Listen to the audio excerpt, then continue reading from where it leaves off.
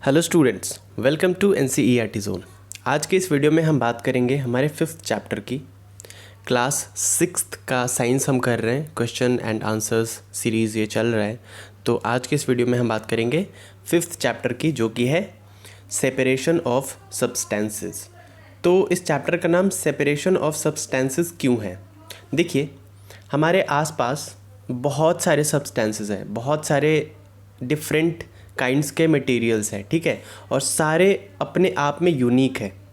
तो कभी कभी क्या होता है, हम दो या दो से ज़्यादा मटेरियल्स को मिक्स करते हैं जानबूझ के, और कभी कभी क्या होता है, ये अपने आप हो जाता है, हम करना चाहे या ना करना चाहे हो ही जाता है। कभी कभी दो सब्सटेंसेस आपस में मिक्स हो जाते हैं जिसकी ज़रूरत नहीं होती है। तो अगर हमें जब ज़रूरत पड़ती है तो हम खुद से मिक्स कर देते हैं सब्सटेंसेस को। जैसे हमें जब शरबत बनाना होता है तो हम पानी में चीनी को, नमक को, लेमन्स को, इन सब को ऐड कर देते हैं, ठीक है। लेकिन कभी कभी क्या होता है, अनविलिंगली, बिना चाहे हुए भी कुछ चीज़ें आपस में मिक्स हो जाती हैं। जैसे क्या होता है, जब हम धान की खेती करते हैं और धान को खेत से गोडाउन तक लाने में या घर तक लाने में वो बहुत सारे प्रोसेस से होके गुज़रता है। तो जिसकी वजह से क्या होता है, धान में कंकड़, मिट्टी और भी अलग अलग तरीके के पत्तियाँ, घास, ये सब कुछ मिक्स हो जाता है। तो ये अनविलिंगली होता है, हम ना चाहते हैं फिर भी हो जाता है।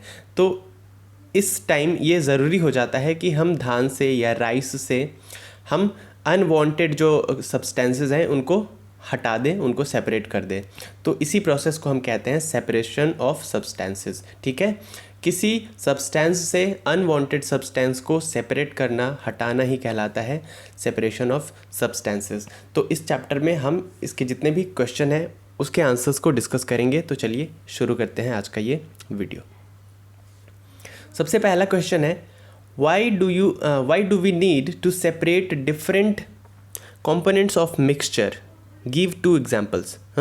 Why do we need to separate different components of mixture? Give two examples. हमें different components of mixture को separate करने की ज़रूरत क्यों पड़ती है? दो एग्जाम्पल्स आपको देने हैं, तो चलिए इसके आंसर को डिस्कस करते हैं। Different components of mixture are separated in order to either separate the unrequired components from a mixture or sometimes to separate more than one usual component from a mixture. देखिए, हमें क्यों ज़रूरत पड़ती है substances को separate करने की, mixture को सेपरेट करने की। तो कभी कभी क्या होता है कि अनरिक्वायर्ड कंपोनेंट्स किसी मिक्सचर में मिक्स हो जाता है, तो उस अनरिक्वायर्ड सब्सटेंस को हटाने के लिए हमें सेपरेशन की ज़रूरत पड़ती है। या कभी कभी क्या होता है, बहुत एक मिक्सचर से किसी यूज़फुल प्रोडक्ट को निकालने के लिए भी हमें सेपरेशन की ज़रूरत पड़ती है। जैसे हमें घी निकालना होता है, तो घी कैसे निकालते हैं? घी हम निकालते हैं, जो दूध के मलाई को हम जमा करते हैं और उससे घी निकालते हैं। तो एक यूज़फुल प्रोडक्ट हम निकालते हैं सेपरेशन की मदद से, ठीक है। तो क्यों ज़रूरत पड़ती है सेपरेशन की? Different components of mixture are separated in order to either separate the unrequired components, या तो अनरिक्वायर्ड कंपोनेंट्स को मिक्सचर से हटाने के लिए हमें सेपरेशन की ज़रूरत पड़ती है, या फिर to separate more than one useful components from a mixture. किसी मिक्सचर से एक से ज़्यादा यूज़फुल प्रोडक्ट्स को अलग अलग करने के लिए हमें मिक्सचर की सेपरेशन की ज़रूरत पड़ती है। क्लियर है? जैसे मलाई से जब हम घी निकाल लेते हैं तो वो जो बच जाता है प्रोडक्ट, वही छाछ बन जाता है। तो यहाँ से दो प्रोडक्ट निकल गया, मलाई से एक तो घी निकल गया और दूसरा क्या निकल गया? छाछ निकल गया, जो आप बहुत ही चाव से पीते हो। क्लियर है? तो या तो अनरिक्वायर्ड प्रोडक्ट को मिक्सचर से हटाने के लिए सेपरेशन की ज़रूरत पड़ती है, या फिर एक से ज़्यादा यूज़फुल प्रोडक्ट को काम में लाने के लिए सेपरेशन की ज़रूरत पड़ती है। एग्जाम्पल्स मैंने अपना दे दिया, और बाकी और भी एग्जाम्पल्स यहाँ पे देखिए। For examples, grain purchased from shops can contain several impurities such as pieces of stone, husk, broken grains, etc. जब आप शॉप से ग्रेन्स को ख़रीद के लाते हो, लाइक चावल ख़रीद के लाते हो या गेहूँ ख़रीद के लाते हो, तो उसमें क्या होता है कभी कभी, या मान लो आप चाय पत्ती ख़रीद के लाते हो, कुछ भी लाते हो, कुछ भी ग्रेन्स या कुछ भी कंज्यूमिंग गुड्स ख़रीद के लाते हो, उसमें क्या हो सकता है कि पीसेस ऑफ स्टोन्स हो सकते हैं, पत्थर के टुकड़े मिल सकते हैं आपको उसमें मिक्स्ड, अब वो धोखे से ही होता है। हस्क हो सकता है, ब्रोकन ग्रेन्स, छोटे छोटे अलग अलग ग्रेन्स हो सकते हैं, ब्रोकन ग्रेन्स उसमें हो सकते हैं। Thus grain is separated from these impurities to make it edible. तो इन इम्प्योरिटीज़ को हटाने के लिए सेपरेशन की ज़रूरत पड़ती है। तो जब हम इम्प्योरिटीज़ को हटा लेते हैं तो ये खाने लायक बन जाता है। क्लियर है। दूसरा एग्जाम्पल है, similarly after preparing tea we strain it to remove the used tea leaves from tea. जब हम चाय बनाते हैं तो उसको हम छान लेते हैं, किसकी मदद से? स्ट्रेन कर लेते हैं स्ट्रेनर की मदद से, जिससे क्या होता है, वो पीने लायक हो जाता है। जो टी लीव्स होता है वो अलग हो जाता है और चाय अलग निकल जाता है। क्लियर है। तो ये था कि हमें सेपरेशन की ज़रूरत क्यों पड़ती है, और एग्जाम्पल्स भी आपने देख लिए। चलिए मूव करते हैं नेक्स्ट क्वेश्चन की तरफ। नेक्स्ट क्वेश्चन है, what is winnowing, where is it used. Winnowing क्या होता है और इसका यूज़ कहाँ किया जाता है? तो अगर आप में से कोई गांव का रहने वाला होगा, जो देख रहे हैं बच्चे, अगर आप कभी गांव गए होंगे या आप गांव से बिलोंग करते हैं तो आपको पता है विनोइंग क्या होता है। जब धान के सीज़न में धान की खेती होती है तो सबसे पहले थ्रेशिंग की मदद से धान को बाहर निकाला जाता है उसके फसल से, ठीक है, उसके क्रॉप से बाहर निकाला जाता है। देन धान में बहुत सारे अलग अलग तरीके के इम्प्योरिटीज़ मिक्स्ड होते हैं। तो धान से इम्प्योरिटीज़ को हटाने के लिए आप देखते होंगे कि एक या तो हवा में लोग धान को ऊपर से नीचे की तरफ गिराते हैं, तो जो लाइट वेट के जो हस्क होते हैं, जो इम्प्योरिटीज़ होते हैं, वो अलग हो जाते हैं। एंड प्लस, माफ़ करिएगा, हाँ, तो लाइट वेट के जो इम्प्योरिटीज़ होते हैं वो अलग हो जाते हैं और धान बिल्कुल अपने थोड़ा वो उसमें वजन होता है तो वो नीचे गिर जाता है। ठीक है, तो इसी को विनोइंग कहते हैं। देखिए पढ़ते हैं आगे। Winnowing is the process of separation of the heavier components from the lighter components of a mixture by wind और बाय ब्लोइंग एयर। ठीक है, विनोइंग एक प्रोसेस होता है जिससे हम सेपरेट करते हैं हैवियर कंपोनेंट्स में से जो लाइटर कंपोनेंट्स होते हैं उसको सेपरेट कर देते हैं। ठीक है, हवा, अच्छा चलिए मैं एग्जांपल देता हूँ। आप अपने हाथ में कुछ कंकड़ लीजिए, कुछ कंकड़ या पत्थर के टुकड़े लीजिए और साथ ही साथ आप कुछ हस्क ले लीजिए या पत्ती ले लीजिए सूखी हुई और उसको मसल दीजिए और छोटे छोटे टुकड़े में कन्वर्ट कर दीजिए उस पत्ती को। देन उस पत्थर के टुकड़े को और उस पत्ती के टुकड़े को मिक्स करिए और अपने मुंह के सामने हाथ को लाइए, मुंह से हवा ब्लो करिए बाहर की तरफ एंड आपके हाथ में जो मटेरियल्स है, जो कंपोनेंट्स है, उसको धीरे धीरे उस हवा के सामने छोड़िए, नीचे की तरफ गिराइए। आप देखिएगा कि जो पत्तियां हैं वो उड़ के दूर गिर जाएंगी और जो पत्थर है वो बिल्कुल ज़मीन पे बिल्कुल पैरेलल गिर जाएगी। तो यहाँ पे सेपरेट हो जाता है, पत्थर अलग हो जाता है और वो पत्तियों के जो टुकड़े होते हैं वो अलग दूर जाके गिर जाते हैं। तो सेम विनोइंग में होता है। जब हम विनोइंग करते हैं ग्रेन्स की तो ग्रेन्स थोड़े भारी होते हैं तो वो बिल्कुल नीचे गिरते हैं एंड उसमें जो लाइटर वेट के अनवांटेड सब्सटेंसेस होते हैं, जो इम्प्योरिटीज़ होती है, वो उड़ के दूर गिर जाती है। ठीक है, तो इसी को विनोइंग कहते हैं। तो वही है, winnowing is the process of separation of the heavier components from the lighter components of a mixture by wind or by blowing air। तो विनोइंग विंड की मदद से किया जाता है। It is generally used by farmers to separate the lighter impurities such as husk particles from the heavier grains। ठीक है, जो ग्रेन्स होते हैं उसमें से हस्क पार्टिकल्स को सेपरेट करने के लिए फार्मर्स विनोइंग का यूज़ करते हैं, विनोइंग का इस्तेमाल करते हैं। ठीक है, चलिए मूव करते हैं नेक्स्ट क्वेश्चन की तरफ। नेक्स्ट क्वेश्चन है, how will you separate husk और dirt particles from a given sample of pulses before cooking. जब आप दाल बनाने जाते हैं, ठीक है, how will you separate husk और डर्ट पार्टिकल्स। तो उस दाल में कभी कभी क्या होता है कि दाल के छिलके भी आ जाते हैं, है ना, कभी कभी दाल के छिलके आपको नज़र आ जाएंगे या कुछ हस्क नज़र आ जाएगा या कुछ इम्प्योरिटीज़ नज़र आ जाएगी। तो इसको आप कैसे दूर करेंगे दाल से कुक करने से पहले? तो आप क्या करते हो, आंसर पढ़ते हैं।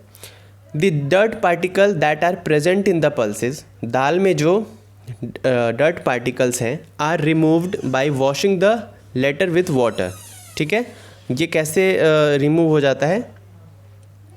Are removed by washing the latter with water. तो जब आप पानी से उसको धोते हो दाल को, तो जो हस्क है वो पानी के ऊपर आके तैरने लगता है, और दाल हैवी होता है तो वो नीचे जाके सेटल हो जाता है। तो इस तरीके से दाल नीचे चला जाता है, हस्क पार्टिकल्स ऊपर हो आ जाता है, और आप उसको डिकेंटेशन की मदद से, यानी कि पानी को नीचे गिरा देते हो, तो हस्क पार्टिकल उसके साथ गिर जाता है। तो वही आंसर में है, देखते हैं।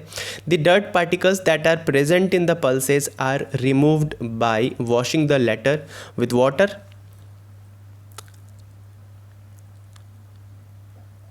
Being heavier the pulses settle down. भारी होने की वजह से दाल नीचे जाके सेटल हो जाता है। While the dirt particles being lighter keep floating in water. और डर्ट पार्टिकल्स हल्के होते हैं तो वो पानी के ऊपर तैरने लगते हैं। This process is called sedimentation. हमें पता है जब पल्सेस, जब कंपोनेंट्स पानी के नीचे जाके सेटल हो जाता है तो वो सेडिमेंटेशन कहलाता है, और उसके बाद हम पानी को गिरा देते हैं, इसे डिकेंटेशन कहते हैं। The dirty water can be removed by the method of decantation leaving the pulses eight the bottom. तो दाल को कुक करने से पहले किस प्रोसेस से, किस मेथड से आप उसको एडिबल बना सकते हो? तो सबसे पहले सेडिमेंटेशन की मदद से पानी आप जब दाल में डालते हो तो दाल सेटल हो जाता है पानी के नीचे, और डर्ट पार्टिकल्स ऊपर फ्लोट करने लगता है। उसके बाद डिकेंटेशन की मदद से पानी को आप नीचे गिराते हो, इस प्रोसेस को डिकेंटेशन कहते हैं, और डर्ट पार्टिकल्स दाल से बाहर आ जाते हैं। चलिए नेक्स्ट क्वेश्चन की तरफ मूव करते हैं। नेक्स्ट क्वेश्चन है, what is sieving, where is it used. Sieving क्या होता है, इसे कहाँ यूज़ किया जाता है? तो आपने अक्सर सुना होगा छानना, या आपने मम्मी को रोटी बनाते हुए देखा होगा। रोटी बनाने से पहले मम्मी क्या करती है, जो फ्लोर होता है, जो आटे होते हैं, उसको वो स्ट्रेनर की मदद से, एक जिसको छलनी कहते हैं, जिसकी मदद से वो छानती है। तो क्या होता है, जो आटा होता है वो नीचे गिर जाता है, और जो हस्क होता है वो ऊपर रह जाता है। इसी को कहते हैं सीविंग। तो चलिए पढ़ते हैं। Sieving is the method of separation of fine particles from bigger particles by allowing the finer particles to pass. Sieving एक मेथड है फाइन पार्टिकल्स को बिगर पार्टिकल्स से सेपरेट करने का, ठीक है।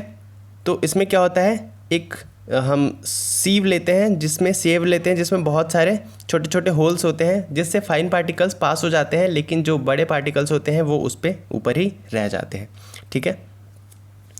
It is generally used in homes to separate the flour from impurities. आटे को इम्प्योरिटीज़ से निकालने के लिए हम सीविंग का इस्तेमाल करते हैं, such as pieces of stone, stalk and husk. It is also used at construction sites to separate sand from small stones. आपने घर अगर बनते हुए देखा होगा, या कुछ भी किसी भी कंस्ट्रक्शन को होते हुए देखा होगा, तो आपने देखा होगा कि लोग सैंड जो होता है, जो घर बनाने वाले लोग होते हैं, जो वर्कर्स होते हैं, वो सैंड को सीविंग की मदद से सैंड को पास करा देते हैं होल्स से, एंड जो छोटे छोटे पत्थर के टुकड़े होते हैं वो ऊपर रह जाता है, सेप पे रह जाता है, ठीक है। चलिए बात करते हैं नेक्स्ट क्वेश्चन की। नेक्स्ट क्वेश्चन है, how will you separate sand and water from their mixture. आप सैंड को और वाटर को उसके मिक्सचर से कैसे अलग करेंगे? तो अभी हमने बात करी कि दाल को हम कैसे अलग करते हैं हस्क से, इम्प्योरिटीज़ से। तो सेम वही करेंगे हम। आंसर देखते हैं। दो तरीके से आप कर सकते हो। Sand is not soluble in water. जो बालू होता है वो वाटर में सॉल्युबल नहीं होता है। Hence the mixture of sand and water can be separated by 2 methods. तो 2 मेथड से आप इसको अलग कर सकते हो। सबसे पहला तो वही है सेडिमेंटेशन एंड डिकेंटेशन का। सेडिमेंटेशन में क्या करेंगे, हम बालू और पानी के मिक्सचर को आराम से छोड़ देंगे कुछ देर के लिए, 15-20 मिनट के लिए। जब 15-20 मिनट के लिए छोड़ेंगे तो देखेंगे कि बालू बिल्कुल सेटल हो गया है नीचे। उसके बाद हम पानी को गिरा देंगे, डिकेंटेशन इस प्रोसेस को कहते हैं। तो एक तो ये तरीका हुआ, और दूसरा फिल्ट्रेशन की मदद से भी आप कर सकते हो। जब आप सीव पे या किसी कपड़े पे पानी और बालू के मिक्सचर को गिराओगे तो पानी पास हो जाएगा और बालू ऊपर रह जाएगा, सैंड ऊपर रह जाएगा। तो चलिए पढ़ते हैं। पहला है combination of sedimentation and decantation. As sand is insoluble and heavier than water. Sand क्या होता है, इनसॉल्युबल होता है और हैवियर होता है वाटर से। It settles down eight the bottom of the container containing the mixture. तो इसको छोड़ने पे ये नीचे बैठ जाता है, सेटल हो जाता है। This process is called sedimentation. After the process of sedimentation is complete, water is slowly transferred to another container, उसके बाद हम वाटर को दूसरे कंटेनर में डालते हैं, and sand remains in the original container, और सैंड ओरिजिनल कंटेनर में ही रह जाता है। This process is called decantation. तो पहला तो ये मेथड हो गया कि सेडिमेंटेशन और डिकेंटेशन की मदद से आप सैंड एंड वाटर के कॉम्बिनेशन को अलग कर सकते हो। दूसरा है filtration. The mixture is poured on a strainer और अ पीस ऑफ क्लॉथ। आप क्या करोगे, मिक्सचर को या तो किसी स्ट्रेनर पे या पीस ऑफ क्लॉथ पे गिराओ, और अ फिल्टर पेपर पे भी गिरा सकते हो, so that the water goes through the strainer and the sand remains on the strainer. तो पानी स्ट्रेनर के पार चला जाएगा और सैंड ऊपर ही रह जाएगा। तो दो मेथड से आप कर सकते हो, सैंड एंड वाटर के कॉम्बिनेशन को सेपरेट कर सकते हो। ठीक है, बात करते हैं नेक्स्ट क्वेश्चन की। नेक्स्ट क्वेश्चन है, is it possible to separate sugar mixed with wheat flour? If yes, how will you do it? Question है कि क्या ये पॉसिबल है कि शुगर जो मिक्स हो चुका है व्हीट फ्लोर के साथ, आटे के गेहूं के आटे के साथ, इसको अलग कर सकते हैं क्या? बिल्कुल कर सकते हैं, सिंपल है। Yes, it is possible to separate a mixture of sugar and wheat flour. बिल्कुल पॉसिबल है। कैसे? वही करेंगे सीविंग की मदद से। This can be done by process of sieving. It is mixture of sugar and wheat flour is allowed to pass through a sieve, then the fine wheat flour particles would pass through the sieve and sugar particles would be retained by the sieve। तो क्या करेंगे इसमें, जब आप सीव पे रखोगे आटे के और चीनी के मिक्सचर को, तो आटा पास हो जाएगा सीव के थ्रू, लेकिन चीनी ऊपर ही रह जाएगा। तो ये हो गया सेपरेट, चीनी से आटा। क्लियर है? चलिए नेक्स्ट क्वेश्चन की बात करते हैं। नेक्स्ट क्वेश्चन में है, how would you obtain clear water from a sample of muddy water? आप एक मडी वाटर यानी कि मिट्टी जिस पानी में मिक्स्ड है उससे क्लियर वाटर कैसे सेपरेट करोगे? तो वही सेडिमेंटेशन की मदद से इसको हम कर सकते हैं।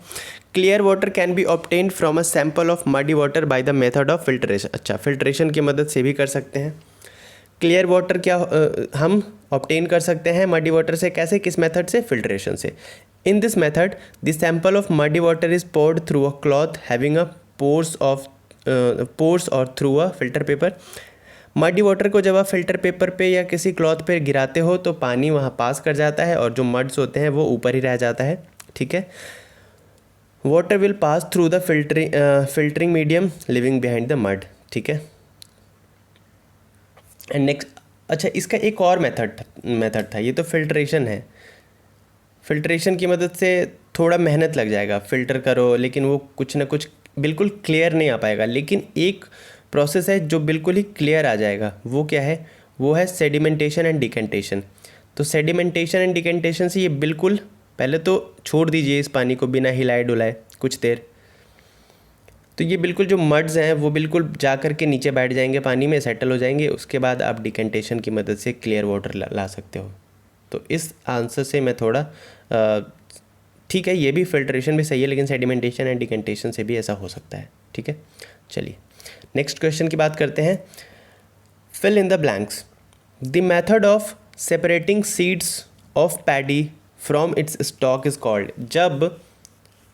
जब पैडी के सीड्स को यानी कि ग्रेन्स के सीड्स को जब इसके स्टॉक से अलग करते हैं, इस प्रोसेस को क्या कहते हैं? तो इस प्रोसेस को कहते हैं थ्रेशिंग। क्या कहते हैं?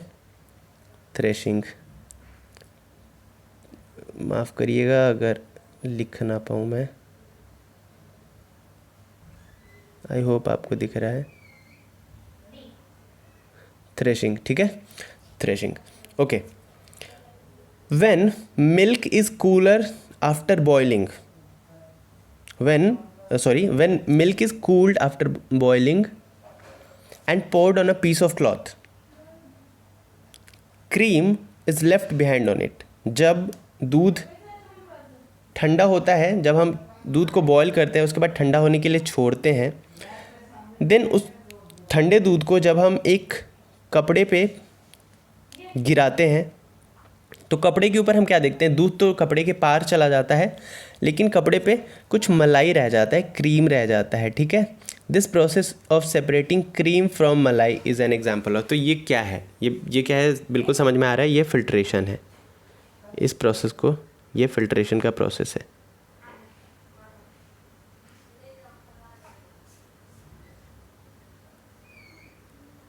फिल्ट्रेशन, ठीक है। ओके, नेक्स्ट है salt is obtained from sea water by the process of. Salt जो सी वाटर से हम निकालते, कैसे निकालते, तो हमें पता है सॉल्ट को कैसे हम अलग करते हैं। पानी को गर्म करते हैं तो इवेपोरेशन की मदद से पानी ऊपर चला जाता है और नमक नीचे रह जाता है, तो ये प्रोसेस कहलाता है इवेपोरेशन।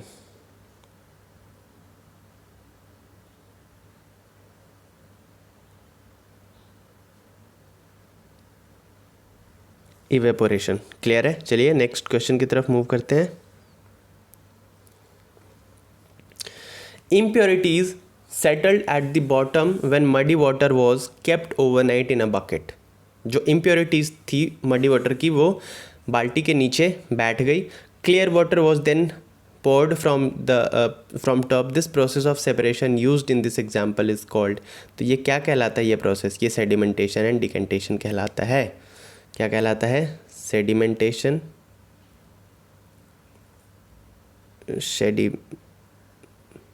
चलिए मैं थोड़ा ही लिखता हूँ, sedimentation and decantation,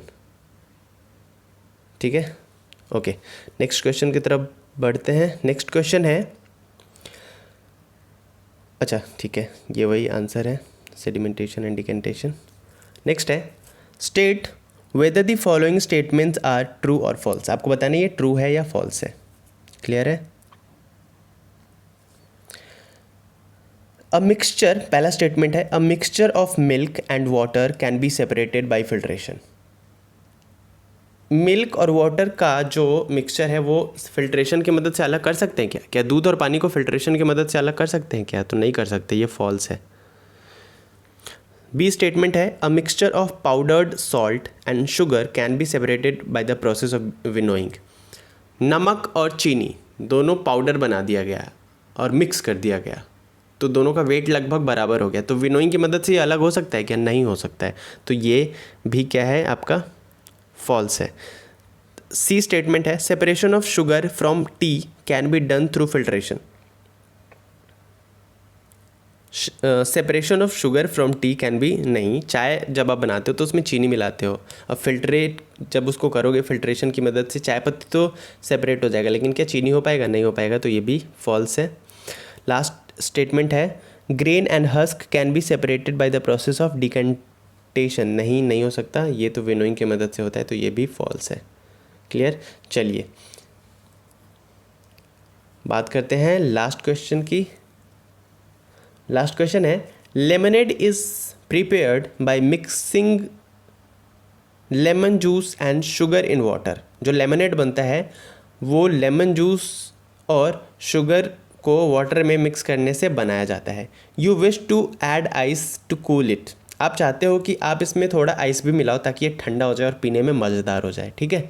should you add ice to the lemonade before और आफ्टर डिजॉल्विंग शुगर। तो आपसे ये पूछ रहा है कि आप बताइए आप आइस को कब मिलाएंगे, लेमनेड बनाने से पहले यानी कि शुगर मिक्स करने से पहले या बाद में। In which case would it be possible to dissolve more sugar, और किस केस में ज़्यादा शुगर आप मिला पाओगे। तो हमें पता है कि जब किसी सब्सटेंस का जो टेम्परेचर डिक्रीज़ होता है तो इसकी सॉल्युबिलिटी क्या होती है? कम हो जाती है, यानी कि मिक्स करने की क्षमता जो होती है वो कम हो जाती है। तो चीनी को मिलाने के बाद आइस मिलाना चाहिए हमेशा। आइस को अगर पहले मिला देंगे तो चीनी बहुत धीरे धीरे ही वो होगी, डिज़ोल्व होगी, ठीक है। तो वही आंसर है। This solubility of a substance decrease with the decrease in temperature. जब किसी सब्सटेंस का टेम्परेचर डिक्रीज़ होता है तो इसकी सॉल्युबिलिटी भी डिक्रीज़ हो जाती है। After the addition of ice, तो जब आइस आप मिला दोगे, the temperature of lemonade decreases, ठीक है। तो लेमनेड का टेम्परेचर डिक्रीज़ हो जाएगा आइस मिलाने के बाद। And dissolving sugar in cold water is difficult. तो ठंडे पानी में शुगर का डिज़ोल्व होना थोड़ा डिफ़िकल्ट हो जाएगा। Therefore ice should be added to the lemonade after dissolving sugar. तो हमेशा शुगर को डिज़ोल्व हो जाने के बाद ही आप आइस मिलाइए मिक्स लेमनेड में, ठीक है। तो ये था, इतना ही था इसमें। चलिए मिलते हैं नेक्स्ट वीडियो में नेक्स्ट चैप्टर के क्वेश्चन और आंसर्स के साथ। तब तक देखते रहिए एनसीईआरटी जोन को। अगर आपने अभी तक सब्सक्राइब नहीं किया है तो please do subscribe to the NCERT zone. Like करिए वीडियो को, कमेंट करिए वीडियो के नीचे कैसा लगा आपको, और शेयर करिए दोस्तों के साथ। Thank you very much.